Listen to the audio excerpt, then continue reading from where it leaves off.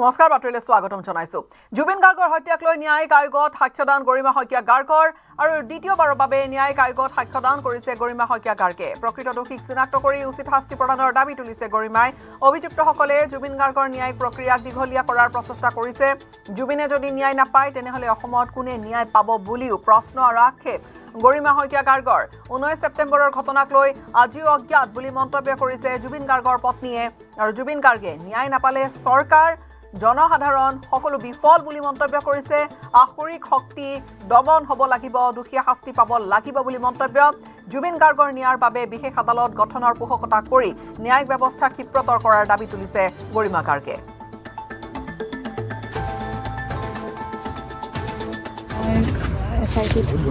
স্টেটমেণ্ট দিছে তাৰ ওপৰতে ভিত্তি কৰি গোটেই কথাখিনি এতিয়ালৈকে পাতিছে তেওঁলোকে সুধিছে এনকুৱাৰী চলি আছে গতিকে সেইখিনিও আজিও সিমানখিনি আজি সম্পূৰ্ণ নহয় যিহেতু অলপ দীঘলীয়া ষ্টেটমেণ্ট আছিলে মোৰ গতিকে আকৌ এদিন হয়তো আহিব লাগিব সিদ্ধাৰ্থ শৰ্মাই এবাৰ যদি আপোনাৰ জামিন আবেদন উইথড্ৰ কৰি লৈছে গোটেই বিষয়টো জামিন আবেদন উইথড্ৰ কৰিছে আকৌ ডিscharge পিটিশ্যন দিছে গতিকে এইবোৰ খেলি মেলি কিছুমান কৰি আছে হয়তো দীঘলীয়া কৰাৰ প্ৰচেষ্টাও চলি আছে তেওঁলোকক এই অভিযুক্তসকলৰ পৰা কিন্তু মই ভাবোঁ আমাৰ ন্যায় প্ৰক্ৰিয়াটো খুব কটকটীয়াকৈ একদম পানী নসৰকাকৈ হ'ব আৰু জুবিন গাৰ্গৰ ক্ষেত্ৰত এইখিনি হ'ব বুলি মোৰ দৃঢ় বিশ্বাস এইকাৰণেই কৰিছোঁ যে জুবিন গাৰ্গৰ কাৰণে নহ'লে আৰু অসমত কাৰ কাৰণে হ'ব তেতিয়াহ'লে যিখিনি লাগে আমি কৰিব লগাখিনি আমি কৰি আছোঁ সেই যুঁজ আমাৰ সকলোৰে এইখিনি গোটেই অসমবাসীৰ এয়া চৰকাৰৰ আৰু যদি এই প্ৰক্ৰিয়াটো কেনেবাকৈ বিফল হ'বলৈ হয় তেতিয়াহ'লে কিন্তু গোটেই অসমৰে বিফলতা সেয়া অলপ খৰতকীয়া হ'লে ভাল আমি বিশেষ আদালতখনৰ কথা ইতিমধ্যে বহুবাৰ কৈ আহিছোঁ গতিকে বিশেষ আদালতখন সোনকালে প্ৰতিষ্ঠা হওক আৰু অলপ ক্ষিপ্ৰতৰ হওক কংগ্ৰেছ নেতা ভূপেন বৰালৈ ৰাজ্যিক মহিলা আয়োগৰ শোকজ আন এক খবৰ এই মুহূৰ্তত কংগ্ৰেছৰ ৰেলীত প্ৰদৰ্শন কৰা বিতৰ্কিত ভংগীমাৰ বাবে এই শোকজ দিয়া হৈছে ভূপেন বৰালৈ বিতৰ্কিত ঘটনাক লৈ নিজাববীয়া তদন্ত আৰম্ভ কৰিছে মহিলা আয়োগে আৰু বিষয়টোক লৈ কঠোৰ হৈছিল মুখ্যমন্ত্ৰী ডক্টৰ হিমন্ত বিশ্ব শৰ্মাও কংগ্ৰেছ নেতা ভূপেন বৰালৈ ৰাজ্যিক মহিলা আয়োগৰ শোকজ জাৰি কংগ্ৰেছৰ ৰেলীত প্ৰদৰ্শন কৰা বিতৰ্কিত ভংগীমাৰ বাবে এই শোকজ দিছে ঘটনাক যথেষ্ট বিতৰ্ক হৈছিলে আৰু এই ঘটনাটোক লৈ প্ৰশ্ন বহু উত্থাপন হৈছিল বিতৰ্কিত ঘটনাক লৈ নিজাববীয়া তদন্ত আৰম্ভ কৰিছে মহিলা আয়োগে আৰু বিষয়টোক লৈ কিন্তু কঠোৰ হৈছিল মুখ্যমন্ত্ৰী গৰাকীও দুৰ্নীতিগ্ৰস্ত বন বিষয়াৰ ঘৰত দুৰ্নীতি নিবাৰকৰ অভিযান অৱসৰপ্ৰাপ্ত বন বিষয়া ডালিম দাসৰ গুৱাহাটীৰ ঘৰত চলিছে অভিযান পুৱাৰে পৰা কেইবা ঘণ্টা ধৰি ডালিম দাসৰ ঘৰত চলিল অভিযান ডালিম দাসৰ সম্পত্তি সন্দৰ্ভত প্ৰাথমিক অনুসন্ধান আৰক্ষীৰ প্ৰাথমিক অনুসন্ধানতে পোহৰলৈ আহিছে বহু বিস্ফোৰক তথ্য মহানগৰীৰ নয়নপুৰত আছে বিশাল সম্পত্তি লগতে বৰপেটাৰ হাউলিত গাড়ীৰ শ্বৰুম আছে দিল্লীত ফ্লেট থকাৰ তথ্য লাভ কৰিছে অভিযানকাৰী দলে আয় বহিৰ্ভূত সম্পত্তি আৰু জন্মৰ প্ৰমাণপত্ৰৰ জালিয়াতি কৰাৰ অভিযোগতে অৱসৰপ্ৰাপ্ত বন বিষয়াজনৰ ঘৰত এই অভিযান চলাইছে দুৰ্নীতি নিবাৰক শাখাই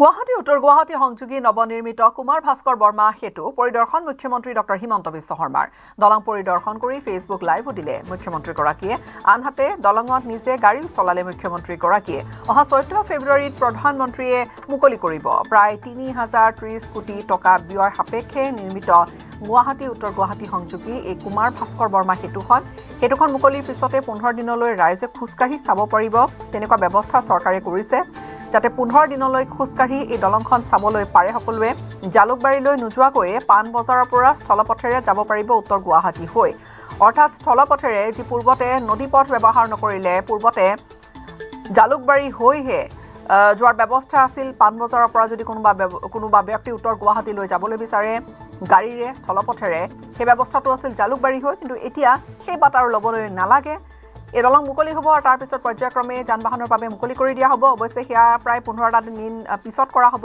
কেতিয়া কৰিব সেয়া ঘোষণা কৰা নাই কিন্তু জালুকবাৰীলৈ নোযোৱাকৈ পাণবজাৰৰ পৰা স্থলপথেৰে এতিয়া উত্তৰ গুৱাহাটী যাবলৈ পাৰিব এই অত্যাধুনিক দলং হ'ব ভাৰতবৰ্ষৰ ভিতৰতে এটা এক্সট্ৰা ড'জ দলং NHAIৰ পৰিৱৰ্তে লোক নিৰ্মাণ বিভাগৰ অভিযন্তাৰ নিৰ্দেশনাতেই নিৰ্মাণ কৰা হৈছে অত্যাধুনিক দলংখন মুকলি 15 দিনৰ পিছতেই বাহনৰ বাবে মুকলি কৰি দিয়া হ'ব দলংখন গুৱাহাটীত যাতে বাছ আৰু ট্ৰাক সোমাব নোৱাৰে তাৰ বাবে দলংখনত বাছ ট্ৰাকৰ লগতে ডাঙৰ বাহনৰ পৰা ল'ব টোল আনহাতে বাইক আৰু চাৰিচকীয়া বাহনৰ ক্ষেত্ৰত কোনো তেনেকুৱা টোল নাথাকে। আপোনালোকক দেখুৱাব খুজিছো যে আমাৰ ব্ৰিজখন দৰাচলতে এতিয়া হৈ গ'ল যে আমি গাড়ী দিও যাব পাৰোঁ। এতিয়া আপোনালোকে দেখিছে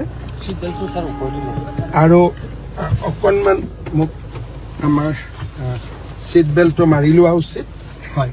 এতিয়া আপোনালোকে চাওক যে আমাৰ মই এই গুৱাহাটী উত্তৰ গুৱাহাটী দলঙৰ ওপৰত কুমাৰ ভাস্কৰ বৰ্মা সেতুৰ ওপৰত গাড়ী চলাইছোঁ। গাড়ী দি আমি পাৰ হৈ গৈ আছোঁ আৰু আমি নিৰ্দিষ্ট স্থানত উপনীত। মই বহুত দূৰ যোৱা নাছিলোঁ, পায়াৰ 2 লৈকে আপোনালোকক দেখুৱাইছিলোঁ গুৱাহাটীৰ নিৰ্মল দৃশ্য। মই অকণমান মোৰ খিৰিকীখনো খুলি দিছোঁ যাতে আপোনালোকে চাব পাৰে। মা কামাখ্যা মন্দিৰ গুৱাহাটী এইসকল, আৰু আমি এতিয়া কুমাৰ ভাস্কৰ বৰ্মা সেতুৰে গাড়ী চলাই আপোনালোকক আমাৰ নতুন সেতুখন পৰিচয় কৰাই দিবলৈ চেষ্টা কৰিছোঁ। মই আৰু অলপ আগত যাব পাৰিলোহেঁতেন, কিন্তু আগত ৰং আদি দি আছে, কালাৰ পেইণ্টিং কৰি আছে, আমাৰ শ্ৰমিকসকলে কাম কৰি আছে, কাৰণ ব্ৰিজখন এতিয়াও সম্পূৰ্ণ হোৱা নাই। প্ৰধানমন্ত্ৰী নৰেন্দ্ৰ মোদী ডাঙৰীয়া 14 তাৰিখে আহিব, 13 তাৰিখে ৰাতি 12 বজাত আমি ব্ৰিজখন সম্পূৰ্ণ কৰিব পাৰিম। মই এইটো চাওক, প্ৰথম লেনেদি মই গাড়ী চলাইছোঁ, এইটো হ'ল ফাৰ্ষ্ট লেন। তাৰপিছত মই ছেকেণ্ড লেনলৈকে গৈছোঁ, এইটো হ'ল ছেকেণ্ড লেন, আৰু এতিয়া মই থাৰ্ড লেনলৈকে গৈছোঁ। আৰু এইটো হ'ল উত্তৰ গুৱাহাটীৰ পৰা অহাৰ ৰাস্তা। কিন্তু যেতিয়া মই যাম তেতিয়া মই আনফালেও মোৰ বাওঁফালে মই আৰু 3টা লেন পাবলৈ। গুৱাহাটী উত্তৰ গুৱাহাটীৰ দলং সুন্দৰভাৱে প্ৰস্তুত হৈ উঠিছে উদ্বোধনৰ বাবে। 2019 চনৰ 9 ফেব্ৰুৱাৰীত ইয়াৰ আধাৰশিলা হৈছিল। কাকতলীয়াভাৱে ফেব্ৰুৱাৰীতে ইয়াৰ উদ্বোধন হ'ব। প্ৰধানমন্ত্ৰী ডাঙৰীয়া ইয়ালৈকে আহিব আৰু তেওঁ জিপেদি ইয়াত আমি পায়াৰ 3 আৰু 4 যিটো মিডিল পইণ্ট তালৈকে প্ৰধানমন্ত্ৰী ডাঙৰীয়াক লৈ যাম। তাৰ পৰা তেখেতে গোটেই দৃশ্যটো চাব আৰু ব্ৰিজখন উদ্বোধন কৰিব। উদ্বোধন কৰাৰ পিছত 1 মাৰ্চলৈকে ইয়াক আমি যোনে চাব আহে, খোজকাঢ়িব আহে, তেওঁলোকৰ কাৰণেই দিম। 1 মাৰ্চৰ পৰা আমি গাড়ী চলাম।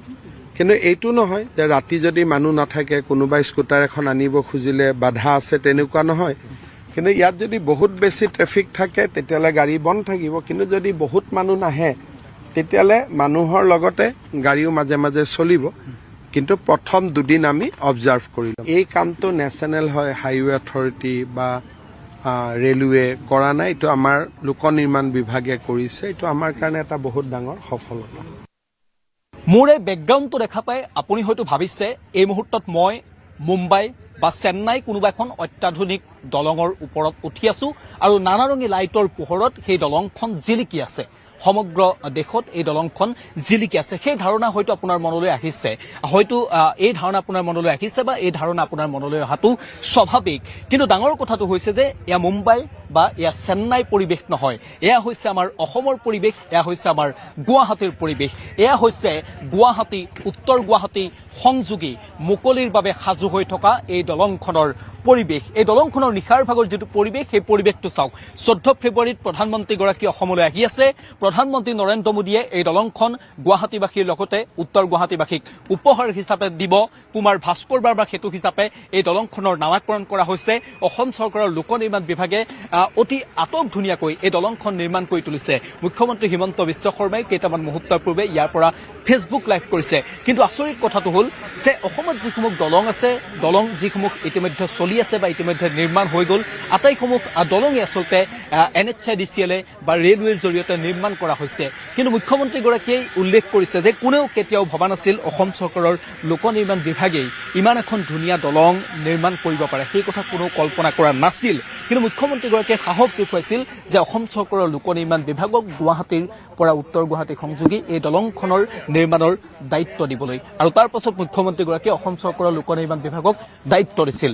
আৰু সেই দায়িত্বৰ অন্তত আজি এয়া ফচল মুকলিৰ বাবে এই অত্যাধুনিক দলংখন সম্পূৰ্ণৰূপে সাজু কৰি দিয়া হৈছে এয়া নানাৰঙী লাইটৰ পোহৰত এনেদৰেই এই দলংখন সাজু হৈ উঠিছে মই আপোনাক সেইবাবে আৰম্ভণিতে সুধিছিলোঁ যে আপুনি হয়তো মোৰ বেকগ্ৰাউণ্ডটো দেখি ভাবিছে মই মুম্বাই নতুবা চেন্নাই কোনোবা সাগৰৰ মাজত থকা দলঙৰ ওপৰত উঠি আছোঁ বা আপোনালোকক সেয়া দেখুৱাইছোঁ বুলি কিন্তু মই আগতে কৈছোঁ আৰম্ভণিতে আপোনাক কৈছোঁ যে আপুনি ভুল ভাবিছে এয়া অসম মুলুকৰ ছবি এয়া গুৱাহাটী উত্তৰ গুৱাহাটী সংযোগী দলঙৰ ছবি এয়া অসমৰ পৰিৱেশ এয়া বিকশিত অসমৰ পৰিৱেশ এয়া নতুন অসমৰ পৰিৱেশ আৰু এই অসমে আজি নতুন দিগন্তৰ বাট বুলিছে আৰু অসমতো এয়া আটকধুনীয়া এনেকুৱা দলং হৈছে এই দলংখন 14 ফেব্ৰুৱাৰীৰ দিনটোত প্ৰধানমন্ত্ৰী নৰেন্দ্ৰ মোদীয়ে মুকলি কৰি দিব প্ৰধানমন্ত্ৰীগৰাকীয়ে ফাঁচী বজাৰৰ পইণ্টৰ এই যিটো পইণ্ট দলংখনৰ যিটো পইণ্ট সেই পইণ্টটোৰ পৰা প্ৰধানমন্ত্ৰীগৰাকীয়ে এখন জীপত উঠি প্ৰধানমন্ত্ৰীগৰাকীয়ে ইয়াৰ সম্ভৱতঃ 4 নম্বৰ যিটো খুঁটা আছে সেই খুঁটাটোলৈকে যাব কেমেৰাত অঞ্জনে দেখুৱাব এই যিটো ষ্টাৰ্টিং পইণ্ট আছে গুৱাহাটীৰ ফালৰ পৰা যিটো ষ্টাৰ্টিং পইণ্ট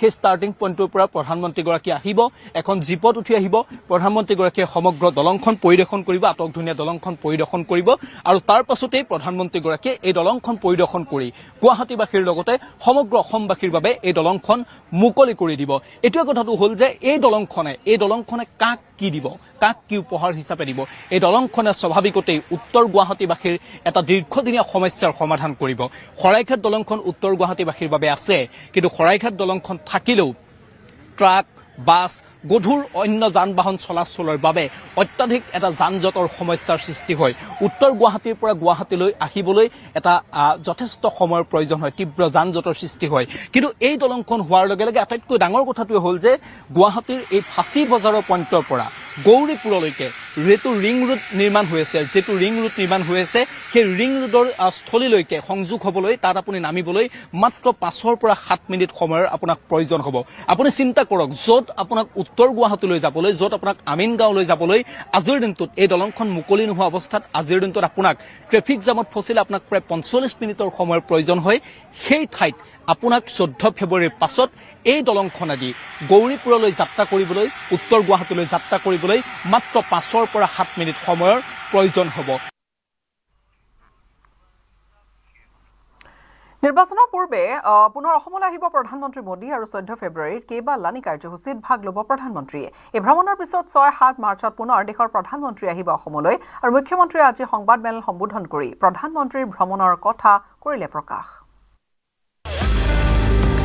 প্ৰধানমন্ত্ৰী আকৌ অসমলৈ আহিব 14 ফেব্ৰুৱাৰীৰ দিনা পুনৰ মোদীময় হ'ব ৰাজ্য সেইদিনা পুৱা 7:15 অসমলৈ বুলি দিল্লী এৰিব প্ৰধানমন্ত্ৰী মোদীয়ে দিল্লীৰ পৰা পোনপটীয়াকৈ মৰাণলৈ আহিব প্ৰধানমন্ত্ৰী মৰাণৰ গছপৰীয়াৰ ৰাজপথৰ পৰা উৰা বায়ু সেনাৰ এয়াৰ শ্ব' উপভোগ কৰিব প্ৰধানমন্ত্ৰী মোদীয়ে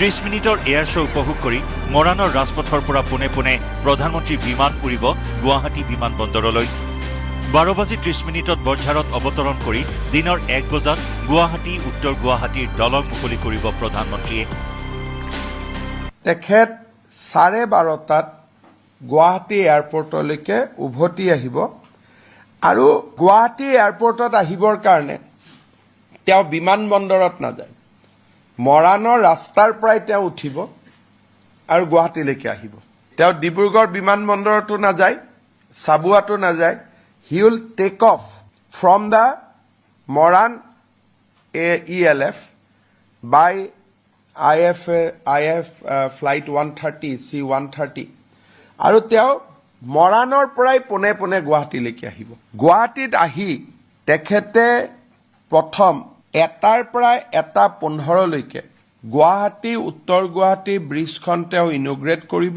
আৰু সমান্তৰালভাৱে তেওঁ ব্ৰিজখন নিজে চাব লাচিত ঘাটৰ পৰাই প্ৰধানমন্ত্ৰী মোদীয়ে IIMৰ বঙৰাস্থিত অস্থায়ী চৌহদ মুকলি কৰিব 100 ইলেক্ট্ৰিক বাছ ইয়াৰ পাছত লাচিত ঘাটৰ পৰা খানাপাৰালৈ যাব প্ৰধানমন্ত্ৰী 2 বজাৰ পৰা 3 বজালৈ বিজেপিৰ বুথ সন্মিলনত অংশগ্ৰহণ কৰিব প্ৰধানমন্ত্ৰীগৰাকীয়ে এই দলীয় কাৰ্যসূচীৰ পাছতে বিয়লি দিল্লীলৈ উৰা মাৰিব প্ৰধানমন্ত্ৰীগৰাকী একেখন সংবাদমেলতে মুখ্যমন্ত্ৰীয়ে ক'লে প্ৰধানমন্ত্ৰী 6-7 মাৰ্চত পুনৰ অসমলৈ অহাৰ কথা বলেন ভট্টাচাৰ্যৰ report news 18 Assam north east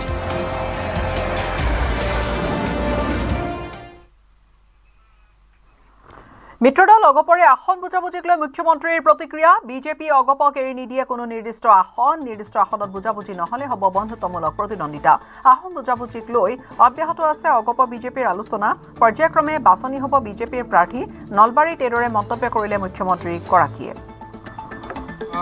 আমি এজিপিক এটা নিৰ্দিষ্ট আসন এৰি দিব পাৰিম তাতকৈ যদি আসন এৰি দিওঁ আমাৰ দলৰ আভ্যন্তৰত খেলিমেলি হ'ব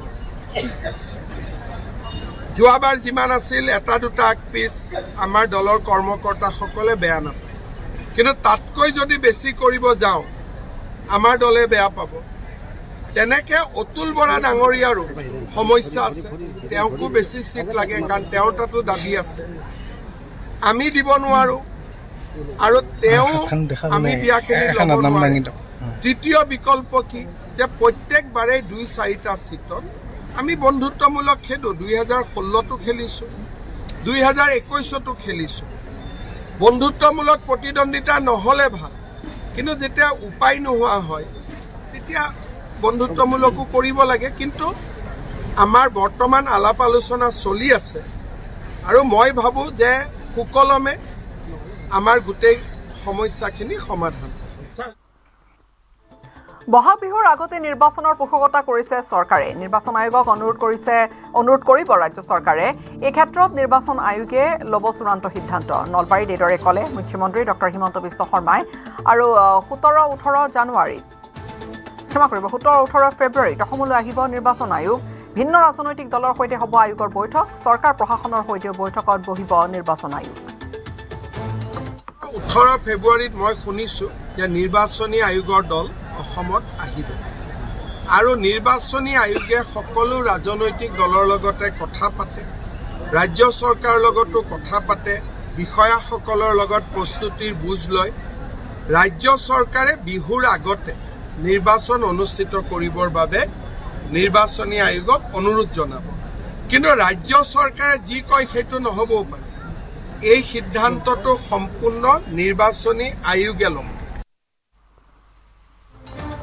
গৌৰৱ গগৈৰ পাকিস্তান সংযোগক লৈ পুনৰ প্ৰতিক্ৰিয়া মুখ্যমন্ত্ৰীৰ কংগ্ৰেছতো দেশক ভাল পোৱা মানুহ আছে বহু প্ৰতিজন কংগ্ৰেছীয়ে বেয়া নহয় বিষয়টো নিৰ্বাচনলৈ বহু ডাঙৰ হ'ব কংগ্ৰেছে বিষয়টো সন্দৰ্ভত ব্যৱস্থা ল'লে ভাল নলবাৰীত এইদৰে মন্তব্য কৰিলে মুখ্যমন্ত্ৰী গৰাকীয়ে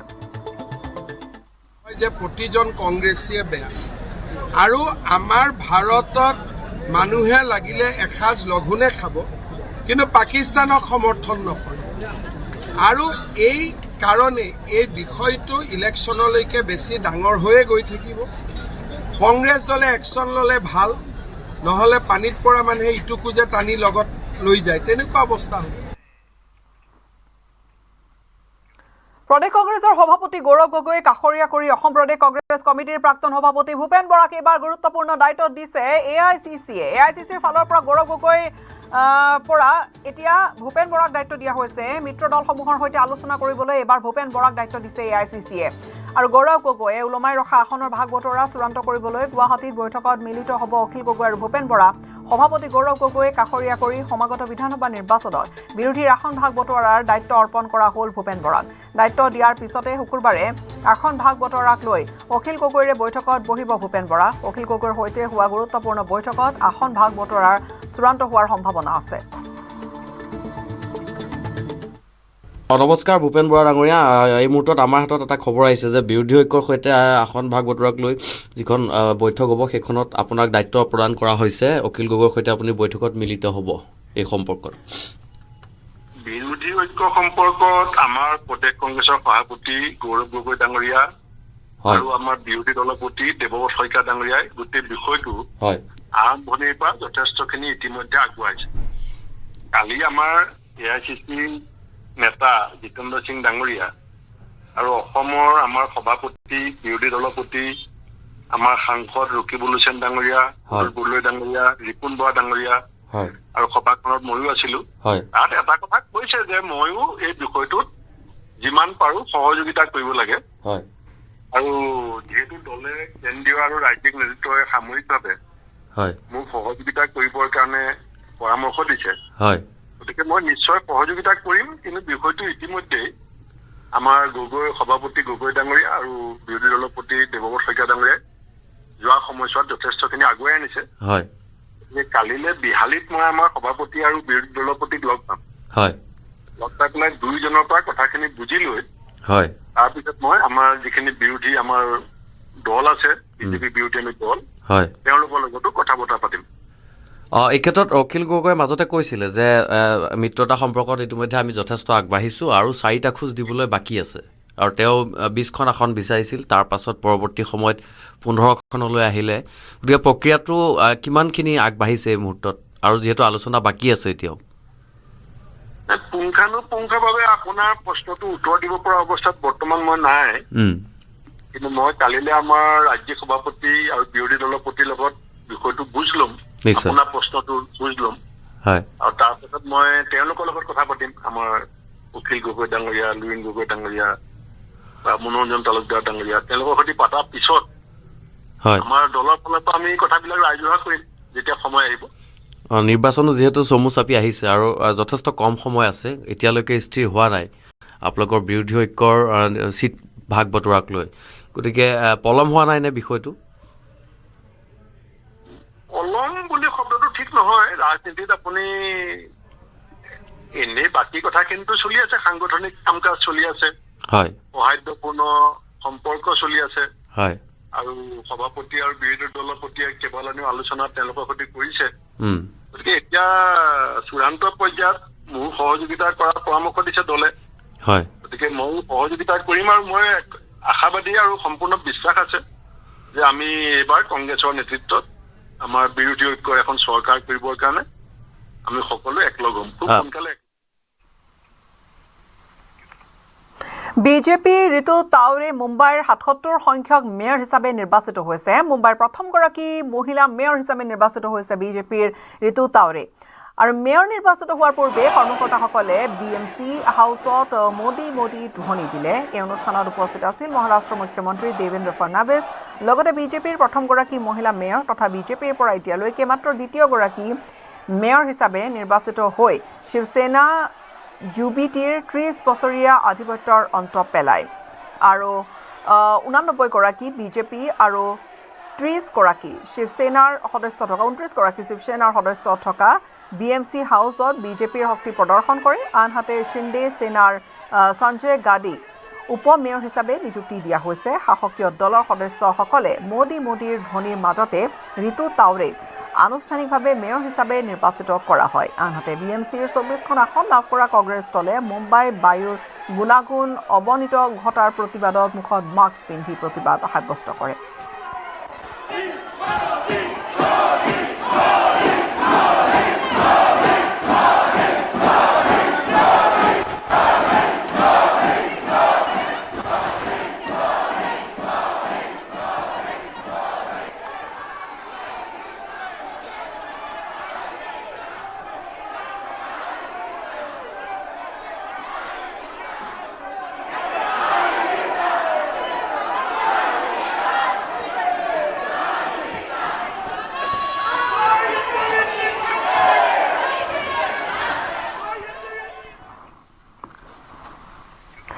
পাকিস্তানে নিহত সৈনিকক সঠিকভাৱে সন্মান নিদিয়ে আৰু ৰাজনীতিকসকলেও প্ৰায় সৈনিকৰ অন্ত্যেষ্টিক্ৰিয়াত উপস্থিত নাথাকে।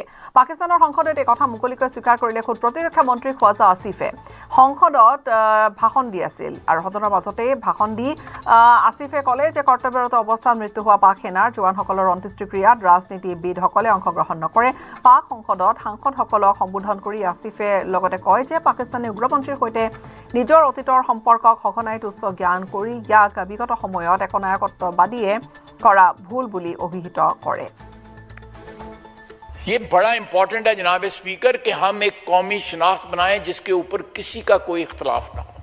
अगर किसी कौमियत को यहाँ पे कोई डिफरेंसेस हैं तो वो भी सरहद पार ना देखे, चाहे वो मगरबी सरहद हो या मशरकी सरहद हो। वो भी हमारा फर्ज है कि हम अपने जो डिस्प्यूट्स हैं, अपने जो इख्तलाफात हैं, अपने हकूक में जो डिस्पैरिटीज हैं उनको यहाँ तय करें, बजाय इसके कि हम आवाज़ें दें, कोई दिल्ली में जाके बैठ जाए, कोई अफगानिस्तान में जाके बैठ जाए, कोई यूरोप में जाके बैठ जाए, कोई लंदन में जाके बैठ जाए।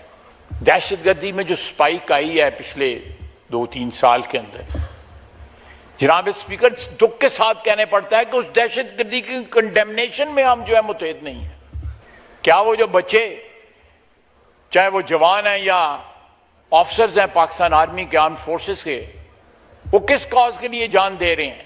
वो तो कहते हैं, वो तो उन्हीं के ऊपर तो यही शेर सादक आता है कि मट्टी की मोहब्बत में हम शुफ्त सरों ने वो कर्ज उतारे हैं जो वाजिब भी नहीं थे। क्या बाकी सारी कौम के ऊपर वो कर्ज वाजिब नहीं है? सिर्फ उन पे वाजिब है जो अपनी जान जो है निछावर कर रहे हैं पाकिस्तान के ऊपर। जनाब स्पीकर, ये सोचने का मुकाम है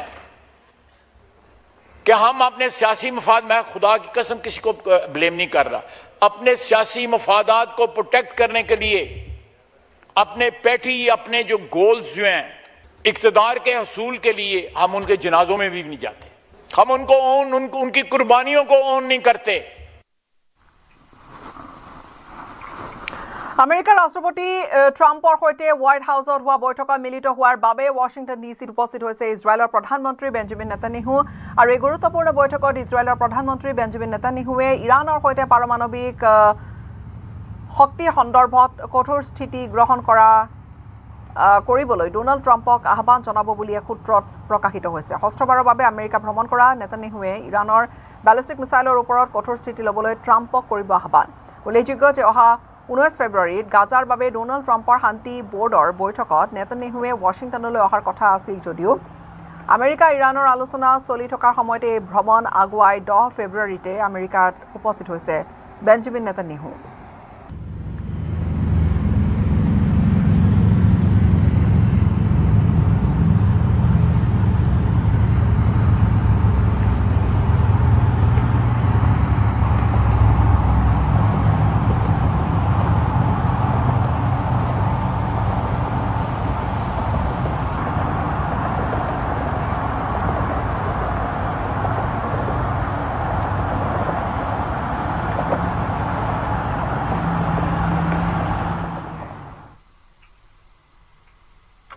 আৰু এতিয়া খেলৰ বাতৰি টি20ৰ গোটেইখিনি খবৰ লৈ আহিব আনটো ষ্টুডিঅ'ত থকা জয়ন্তই।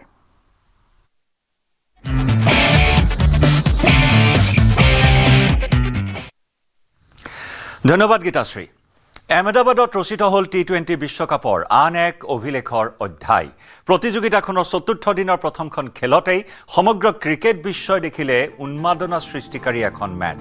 টি20 বিশ্বকাপৰ ইতিহাসত প্ৰথমবাৰলৈ নিৰ্ণায়ক হ'ল ডাবল ছুপাৰ অভাৰ। আফগান ধুমুহাৰ পৰা বাৰুকৈ ৰক্ষা পাই দক্ষিণ আফ্ৰিকাৰ জাতীয় ক্ৰিকেট দলে অৱশেষত মাৰিলে শেষ হাঁহি। খেলখনত প্ৰথমে বেটিং কৰি 6টা উইকেট হেৰুৱাই দক্ষিণ আফ্ৰিকাই সংগ্ৰহ কৰিছিল 187 ৰান। লক্ষ্য অনুসৰণ কৰি আটাইকেইটা উইকেট হেৰুৱাই আফগানিস্তানে কৰিলে 187 ৰান সংগ্ৰহ। আফগানিস্তানৰ হৈ গুৰবাজে 42টা বলত 84 ৰানৰ এক যুঁজাৰু ইনিংছ প্ৰদৰ্শন কৰিছিল, কিন্তু সেয়া অসাৰ কৰি খেলখন ড্ৰ হৈ পৰে। তাৰ পাছতে আৰম্ভ হ'ল মূল নাটক। ছুপাৰ অভাৰ ঘোষণাৰ লগে লগে আফগানিস্তানে প্ৰথমে বেটিং কৰি সংগ্ৰহ কৰিলে 17 ৰান। প্ৰত্যুত্তৰত লক্ষ্য অনুসৰণকাৰী দক্ষিণ আফ্ৰিকাই শেষৰ বলত বিজয়ৰ বাবে প্ৰয়োজনীয় 7 ৰানৰ পৰিৱৰ্তে সংগ্ৰহ কৰিলে 6 ৰান। লগে লগেই দ্বিতীয়টো ছুপাৰ অভাৰলৈ অগ্ৰসৰ হ'ল খেলখন। এইবাৰ দক্ষিণ আফ্ৰিকাই ধৰিলে প্ৰথমে বেট। ৰান সংগ্ৰহ হ'ল 23। মহম্মদ নবীয়ে দুটাকৈ বল অপচয় কৰি আউট হোৱাৰ পাছত বেটিং কৰিবলৈ আহিল ৰাহমানুল্লাহ গুৰবাজ। দক্ষিণ আফ্ৰিকাৰ ওচৰত ক্ষীৰ নত নকৰি 3টা বলত 3টা 6 কোবালে গুৰবাজে। এটা হোৱাইট বল দিলে দক্ষিণ আফ্ৰিকাৰ কেশৱ মহাৰাজে। জয়ৰ বাবে তেতিয়া প্ৰয়োজনীয় 5 ৰান সংগ্ৰহ কৰিবলৈ গৈ অভাৰৰ অন্তিমটো বলত ৰানত পৰিল গুৰবাজ। ৰচনা হ'ল বিশ্বকাপৰ বিশুদ্ধ উন্মাদনাৰ ইতিহাস।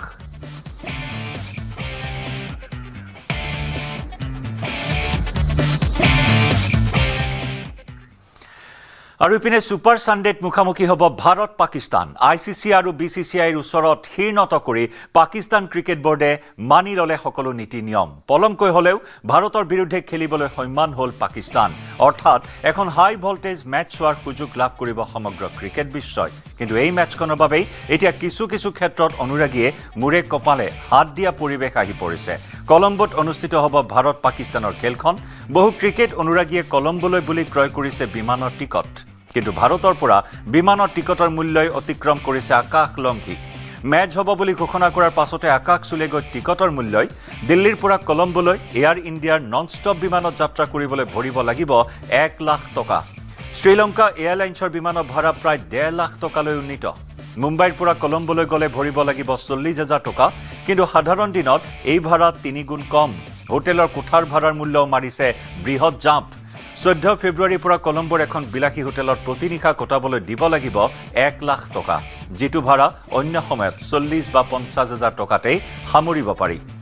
বিশ্বকাপত ভাৰত বনাম পাকিস্তানৰ খেলৰ সময়সূচী ঘোষণা হোৱাৰ পাছতে বহু লোকে টিকট বুকিং কৰিছিল। গতিকে তেখেতসকলে আছে সম্পূৰ্ণ লাভত। ইয়াৰ বিপৰীতে শেষ মুহূৰ্তলৈ অপেক্ষা কৰি থকা সকলে এতিয়া ভোগ কৰিব যাতনা।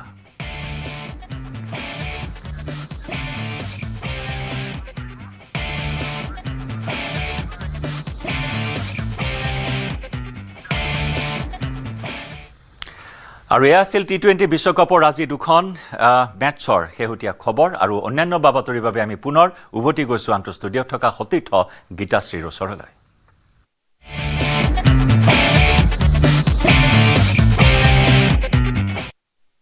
ধন্যবাদ জয়ন্ত। আন কিছু খবৰ। মৰাণৰ ৰাজপথত চলিছে এতিয়া যুদ্ধকালীন প্ৰস্তুতি। ৰাজপথতেই অৱতৰণ কৰিছে ইখনৰ পিছত সিখনকৈ যুদ্ধ বিমানে। চমক দেখুৱালে সুখয়, হাৰ্কিউলিছকে ধৰি ভাৰতীয় সেনাৰ কেইবাখনো যুদ্ধ বিমানে। 14 ফেব্ৰুৱাৰীত হ'ব বায়ু সেনাৰ হ'বলগীয়া এয়াৰ শ্ব'ৰ বাবে চলিছে এই প্ৰস্তুতি।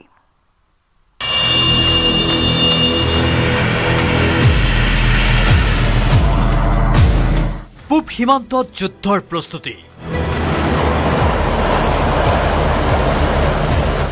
ৰাজপথত নামিছে বায়ু সেনাৰ যুদ্ধজান। যুদ্ধকালীন পৰিস্থিতিৰ দৰেই পূব সীমান্তত সমৰসজ্জা।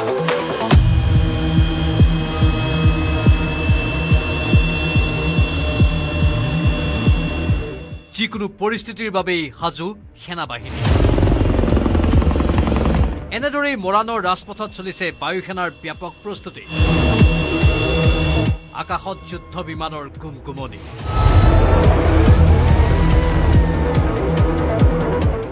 ৰাজপথত নামিল সুখয়, হাৰ্কিউলিছ। ইখনৰ পাছত সিখন যুদ্ধজানে অৱতৰণ কৰিছে মৰাণৰ ৰাজপথত।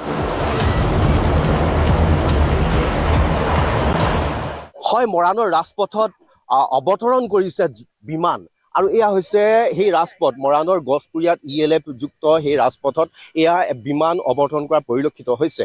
আৰু অহা 14 ফেব্ৰুৱাৰীত প্ৰধানমন্ত্ৰী মোদীয়ে এই পথছোৱা এই অত্যাধুনিক ৰানৱে উদ্বোধন কৰিব। আৰু যাৰ পৰিপ্ৰেক্ষিতত আজি পৰীক্ষামূলকভাৱে বিমান অৱতৰণ কৰা পৰিলক্ষিত হৈছে। হয়, জৰুৰীকালীন পৰিস্থিতিত ইমাৰ্জেঞ্চি লেণ্ডিঙৰ সুবিধাৰে মৰাণত নিৰ্মাণ কৰা হৈছিল মৰাণৰ ৰাজপথ। আৰু এই ৰাজপথতে প্ৰথমবাৰৰ বাবে অৱতৰণ কৰিছে বায়ু সেনাৰ ইখনৰ পাছত সিখন যুদ্ধজান। সুখয়, হাৰ্কিউলিছকে ধৰি কেইবাখনো যুদ্ধ বিমানে ইয়াত অৱতৰণ কৰে। কেৱল যুদ্ধজান অৱতৰণ কৰিব পৰা ৰাজপথেই নহয়, এই ৰাজপথৰ দুয়োপাৰে নিৰ্মাণ কৰা হৈছে কাঁটাতাৰৰ সুৰক্ষা বেষ্টনী। যুদ্ধজান অৱতৰণ কৰিব পৰাকৈ নিৰ্মাণ কৰা 4.2 কিলোমিটাৰ ৰাজপথ বৰ্তমান ঘেৰি ৰখা হৈছে বেৰিকেডেৰে। কাৰণ এই স্থানতেই 14 ফেব্ৰুৱাৰীত হ'ব বায়ু সেনাৰ এয়াৰ শ্ব'। মৰাণৰ ELF যুক্ত ৰাজপথত ভাৰতীয় বায়ু সেনাৰ আধা ঘণ্টীয়া এয়াৰ শ্ব' উপভোগ কৰিব প্ৰধানমন্ত্ৰী নৰেন্দ্ৰ মোদীয়ে। এয়াৰ শ্ব'ত 16খন বিমানে দেখুৱাব যুদ্ধৰ কলা কৌশল। মৰাণৰ যি আমাৰ ইমাৰ্জেঞ্চি লেণ্ডিং ফিল্ড বা এডভান্স লেণ্ডিং ফিল্ডত তেওঁ অৱতৰণ কৰিব। আধা ঘণ্টা সময়ৰ ভিতৰত 16খন বিমান, কিছুমানে লেণ্ড কৰিব, কিছুমান ওপৰত উৰিব। ৰাফেল, সুখয়, এই গোটেই ইণ্ডিয়ান এয়াৰফৰ্চৰ যিমানখিনি বিমান আমি গুৱাহাটীত দেখিছিলোঁ, গুৱাহাটীৰ এয়াৰ শ্ব'ত, সেই গোটেইবিলাক বিমানে হয় আকাশৰ পৰা এটা এয়াৰ শ্ব' কৰিব আৰু তাৰ ভিতৰত কেইবাখনো ফাইটাৰ জেট ৰাস্তাত নামিব। প্ৰদৰ্শন কৰা হ'ব দেশৰ পৰাক্ৰম। তাৰেই এতিয়া ব্যাপক প্ৰস্তুতি চলিছে মৰাণৰ গছপুৰীয়াৰ ঘাইপথত। ৰাজপথত যুঁজাৰু বিমানৰ অৱতৰণৰ চলাইছে পৰীক্ষা। ৰাজপথত যুঁজাৰু বিমানৰ চমক চাবলৈ ভিৰ কৰিছেহি স্থানীয় ৰাইজে। আগতে দেখিছিলোঁ টিভিত, বৰ্তমান একদম ওচৰত পাই পিনে খুব ভাল লাগিছে, খুব আনন্দ লাগিছে যে আমাৰ ইয়াতো প্লেন চাবলৈ মানে ওচৰৰ জনতাই চাবলৈ পাব ভালকৈ। খুব ভাল লাগিছে। ৰাইজ বহুত একদম দৌৰি দৌৰি ওলাই আহিছে মাথনি। ভাল লাগিছে আজি পুৱা 9 বজাৰ পৰা আজি আমি দেখিব পাইছোঁ প্লেনসমূহ পৰি আছে আৰু এতিয়ালৈকে 5-6খনমান পৰিলে আৰু হেলিকপ্টাৰ 2খন পৰিছে। এটা একদম ঐতিহাসিক দিন। ঘৰৰ আগতে মানে আমি মোবাইলত বা টিভিতে দেখি থাকোঁ, কিন্তু আজি একদম ওচৰৰ পৰা দেখি মানে খুব আনন্দিত হৈছোঁ। বায়ুসেনাৰ এই এয়াৰ শ্ব'ৰে দেশে দিব স্পষ্ট বাৰ্তা। অত্যাধুনিক সামৰিক সা সুবিধাৰে দেশৰ পূব প্ৰাণ এতিয়া যিকোনো পৰিস্থিতিৰে মোকাবিলা কৰিবলৈ সৰ্বদা সাজু। মৰাণৰ পৰা ঋষেশ্বৰ বৰুৱাৰ report, news 18 Assam north east.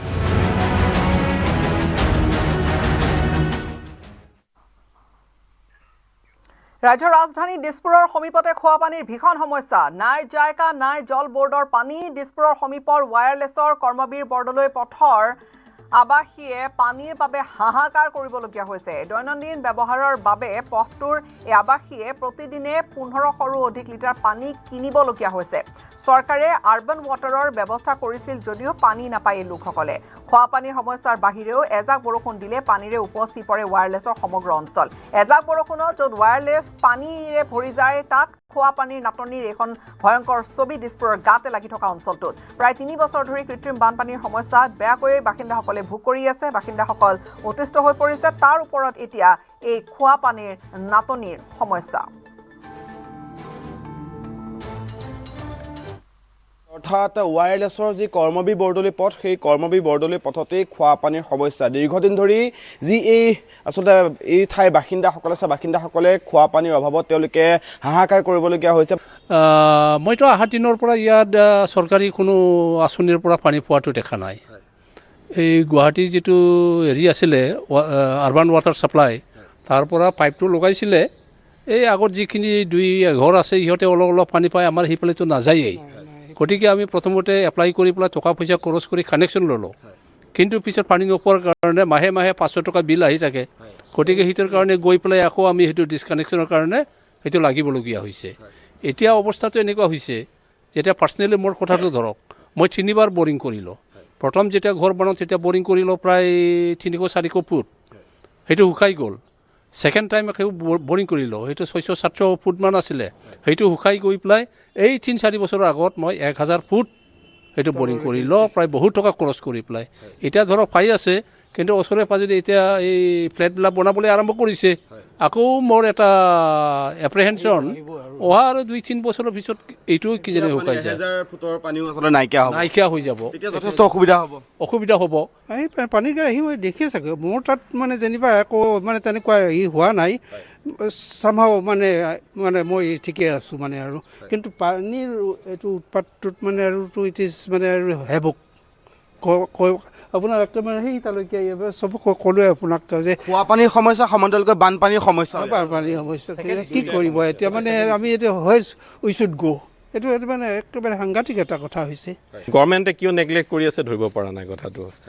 মানে এইখিনি এৰিয়াত প্ৰায়ৰিটি দিয়া নাই নেকি, প্ৰায়ৰিটি। আৰু বানপানীটো কৈছে তেওঁলোকে, বানপানী হ'লেতো আৰু ভয়ংকৰ পৰিস্থিতি আৰু মানে মানুহ ওলাবই নোৱাৰে ঘৰৰ পৰা।